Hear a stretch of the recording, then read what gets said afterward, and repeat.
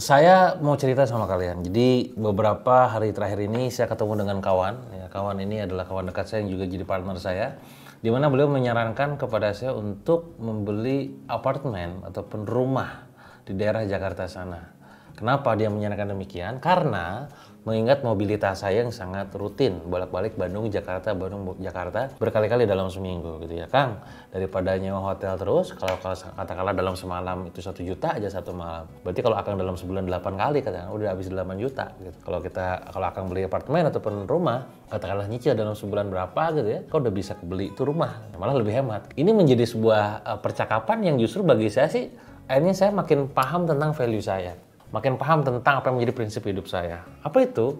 Ternyata ketika itu saya cukup terganggu ketika beliau bercerita tersebut, dalam arti bukan karena masukannya, tapi karena berbenturan dengan pribadi saya yang memang, wow, beli rumah ya, oke, beli apartemen gitu kan, oke, beli tempat tinggal lagi di Jakarta. Kenapa saya cukup terganggu? Karena ketika saya memutuskan untuk membeli sesuatu, saya harus bisa memanfaatkan sesuatu tersebut. Kenapa demikian? Karena saya punya mindset gitu kan, karena saya punya belief tertentu gitu. Nah itu artinya pada saat saya tidak membelinya, bukan berarti saya tidak mampu membelinya. Nah, ini poin ya. Nah banyak orang mungkin di luar sana, oh dia gak mampu beli. Saya mampu beli, alhamdulillah izin Allah gitu kan. Cuman gak mau beli. Ini poinnya bukan masalah mampu gak mampu, tapi gak mau gitu. Kedua adalah dalam momen yang berbeda. Saya ketemu juga dengan kawan bahwa dia mengatakan bahwa gila ya sih itu mobilnya banyak gitu kan. Mobilnya keren-keren, bahkan sampai di bawah tanah, sampai ada 6 mobil, 7 mobil, wow gitu kan. Dengan angka yang juga fantastis, angka mobilnya juga miliaran gitu. Nah di situ persis saya dengerin gitu kan. Ya ada orang-orang yang kayak begini ya, saya bilang. Ya, yang memang hobinya main mobil gitu. Itu bertentangan dengan value saya. Di mana value saya itu, orang kalau ditanya hobinya Dewa apa? Saya nggak punya hobi by the way. Hobi saya bisnis gitu. Kenapa mobil tidak jadi hobi gitu kan? Karena saya memaknai tentang makna mobilnya tadi. Mobil kalau cuma sekedar beli di koleksi, disimpan di parkiran, nggak dipakai, lah lantas gimana dengan pertanggungjawabannya nanti gitu. Nah ini kan jadi karena hobi itu kan dipertanggungjawabkan gitu. Nah ini menjadi sebuah cerita yang ingin saya sampaikan ke kawan-kawan semua. Apa poinnya kawan-kawan semua? Gini. Kok omset miliaran, kok malah memutuskan untuk hidup yang apa adanya sih? By the way teman-teman semua, untuk sebelum menjawab gitu ya, saya pengen cerita juga nih, bagaimana dulu, mungkin teman-teman udah pernah mendengar ya, ada kisah seorang sahabat Nabi itu pada kaya banyak ya, ada Umar bin Khattab kaya, by the way, Abu Bakar juga kaya, Utsman juga kaya gitu. Nah di luar 3 orang ini yang kaya adalah Abdurrahman bin Auf. Nah sampai suatu ketika, Abdurrahman bin Auf ini saking kayanya, saking untungnya di perusahaan, dia punya bisnis, malam-malam nggak bisa tidur. Sama-sama istrinya tuh nanya, Abdurrahman kenapa kamu nggak bisa tidur? Bingung, untung terus nih bisnis. Nah, bedanya sama kita tipis pak. Nah, kita tuh kalau nggak bisa tidur karena kurang untung, rugi terus nggak bisa tidur. Nah Abdurrahman enggak, Abdurrahman itu nggak bisa tidur karena dia untung terus. Ya, akhirnya dia, yaudahlah besok saya akan keliling-keliling lagi di kota ini, akan mencari apa yang sekiranya bisa dibantu, disedekahkan, gitu, diborong untuk dijual lagi dengan harga yang di bawah misalkan. Besoknya terjadi tuh. Nah dia melihat ada orang yang jualan kurma busuk, udahlah beli aja, bantu, niatin bantu gitu. Diborong semuanya tuh. Niatnya ya bagi-bagi aja gitu. Nanti kalaupun enggak ya gue jual lagi lah, udah bagi-bagi aja gitu ya, buat makan-makan gitu. Nah sampai suatu ketika ada orang datang dari Yaman ya, dari Syam atau Yaman gitu ya. Yang dia tuh nyari kurma busuk karena memang lagi pandemi lah zamannya gitu. Obatnya itu adalah kurma busuk. Nah tentu seketika dia nanya dong ke para sahabat yang lain, siapa di sini yang jualan kurma busuk? Jawabannya serentak, Abdurrahman bin Auf. Ya didatengin tuh Abdurrahman bin Auf. Oh ya Abdurrahman bin Auf, saya mau beli semuanya karena saya butuh itu untuk dibagikan ke rakyat di sana. Ya udah ambil aja lah, enggak saya beli. Ya dijual tuh. Bayangkan kalau semua dalam kondisi jual rugi aja untung. Kita jual untung rugi. Itu bedanya ya. Apa poinnya kawan-kawan semua gitu ya? Bagaimana Abdurrahman bin Auf itu pada saat untungnya besar, untungnya banyak, itu gak bisa tidur. Bukan karena gak ada untung, tapi karena terlalu banyak. Bagaimana beliau menyikapi memaknai sebuah harta. Harta kawan-kawan, kalau misalkan dalam bahasa Arab itu artinya mal itu harta. Yang bahasa Indonesianya itu adalah kecenderungan. Muyul itu kecenderungan, muyulun itu kecenderungan. Artinya tergantung siapa yang megangnya.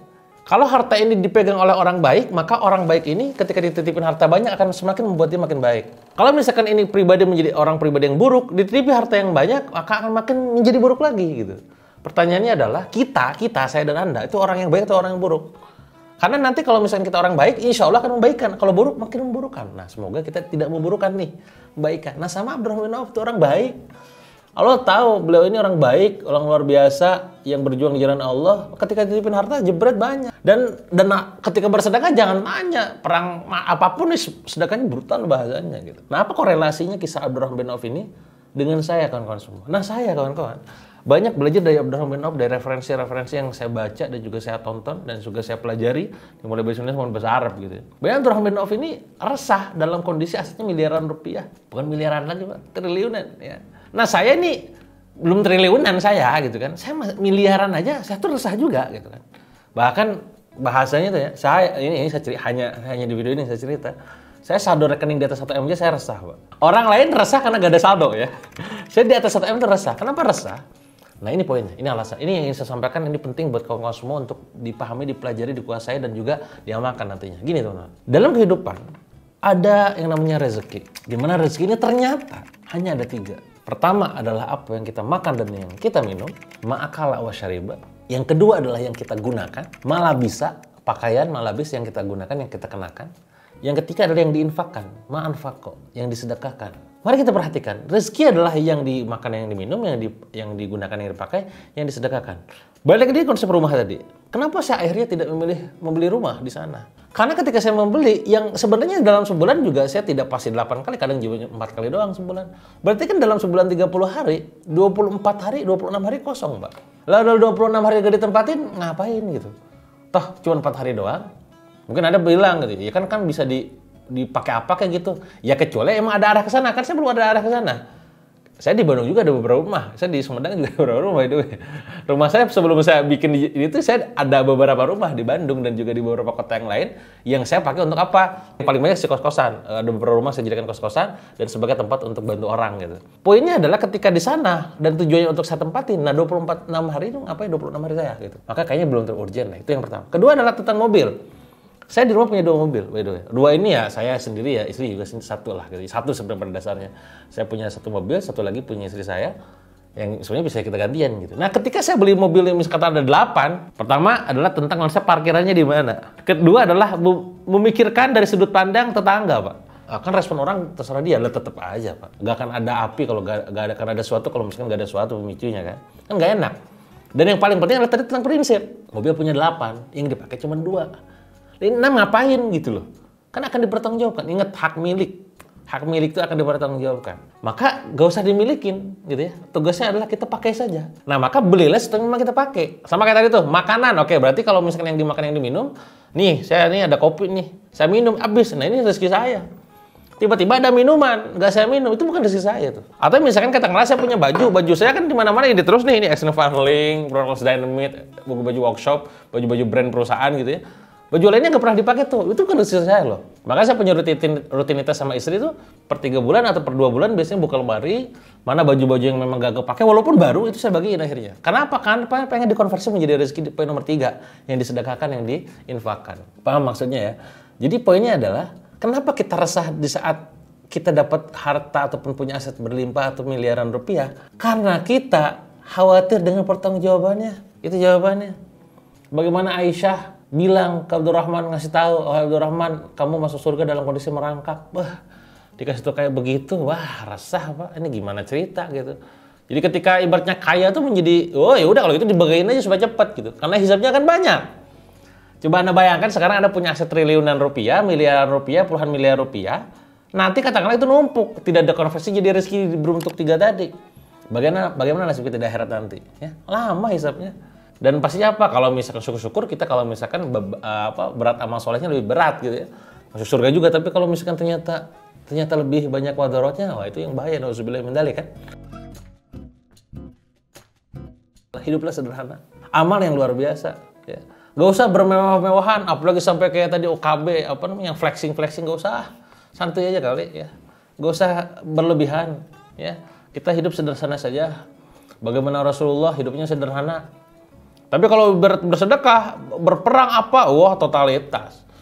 Umar juga demikian. Umar suatu ketika pengen mengalahkan sedekahnya Abu Bakar, gak bisa juga. Mereka semua hidup sederhana. Persamaan mereka semua hidupnya sederhana. Tapi kalau udah bicara tentang marwah Islam, kuda terbaik gitu kan. Sedekah terbaik, baju perang terbaik, semua terbaik. Tapi tentang kehidupan pribadi itu wajib sederhana. Maka misalkan boleh gak? Apakah itu artinya Kang saya nggak boleh mobil mewah? Boleh, silakan. Kalau goalnya adalah misalkan ada punya beli mobil tuh yang harganya misalkan 1 miliar. Tapi 1 miliarnya ini mobil dipakai untuk apa? Untuk jemput ustadz, melayani tamu gitu ya. membahagiakan orang tua ataupun membahagiakan keluarga, monggo. Balik lagi ke niatnya.